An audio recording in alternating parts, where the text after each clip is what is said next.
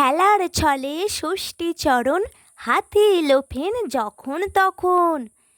দেহের ওজন ১৯টি মণ, শক্ত যেন লোহার গঠন।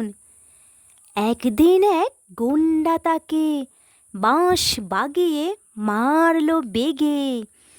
ভাঙল সে বাঁশ শোলার মতো, মট করে তার কোনোই লেগে। এই তো সেদিন রাস্তা দিয়ে চলতে গিয়ে দৈব বশে উপর থেকে প্রকাণ্ড ইঁট পড়ল তাহার মাথায় খসে। মুণ্ডুতে তার যেমনি ঠেকা, অমনি সে ইঁট এক নিমেষে গুঁড়িয়ে হলো ধুলোর মতো।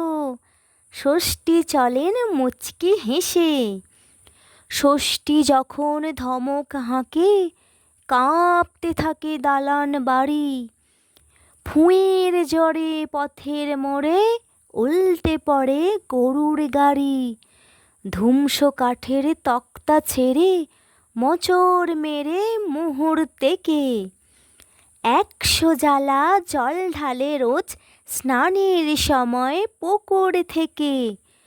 সকালবেলার জলপানে তার ৩টি ধামা পেস্তা মেয়া, সঙ্গে তার ১৪ হাঁড়ি দই কি মালাই মুড়কি দেয়া।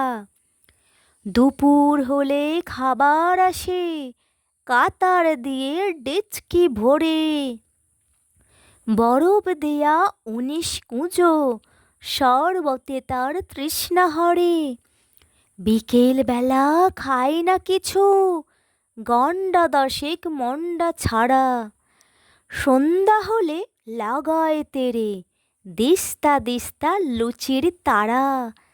রাত্রে সে তার হাত পা টেপায়, ১০টি চেলা মজুদ থাকে। দুম দুমাদুম সবাই মিলে মুগুর দিয়ে পেটায় তাকে। বললে বেশি ভাববে শেষে, এসব কথা ফেনিয়ে বলা।